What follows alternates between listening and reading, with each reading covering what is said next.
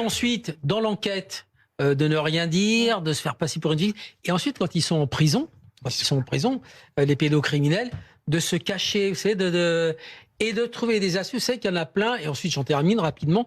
À l'époque où on leur donnait des coups d'épaule en prison ou un coup de poing dans un couloir, qui se sont convertis. Ils se sont convertis à l'islam parce que on considère que la vie commence au moment où on s'est converti et que tout le passé n'existe plus. Et donc, ils se sont retrouvés protégés en prison. Il y en a plein qui l'ont fait par les frères, par leurs copains musulmans. Le nombre des forces de l'ordre qui sont en train de frapper les gens, là.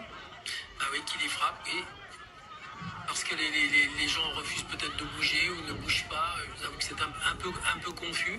Est-ce que ces personnes... Il y a du gaz lacrymogène. Ouais. Et là, Ils sont pas de très beaux gestes. Il faut que les personnes bougent et peut-être qu'elles ne veulent pas se déplacer.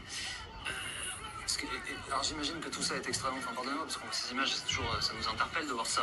J'arrive pas à voir. On dirait qu'on a vu des coups de matraque sur ces gens qui étaient là. Est-ce qu'ils peuvent se déplacer? Ouais, c'est pas. J'ai envie de dire, les coups de matraque sont vraiment pas indispensables parce qu'on voit pas des personnes agressives, on voit pas. Voilà, Ils ont l'air d'être bloqués sur ce bout de trottoir. Est-ce qu'on peut imaginer une seule seconde que des policiers ou des gendarmes vont regarder des gens mourir sur le terrain, des manifestants blessés, et empêcher le SAMU d'approcher? Bien sûr que non, ça n'existe pas, ça n'existe que dans des têtes farfelues.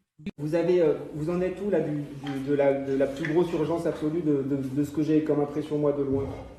Alors déjà le problème c'est que vous n'êtes pas sur place, donc c'est un peu compliqué. Ouais, mais en fait on a eu un médecin sur place et on lui a expliqué la situation, c'est qu'on n'enverra pas d'hélico ou de moyens sûrs sur place parce qu'on a ordre de pas en envoyer par les forces de l'ordre. Ok.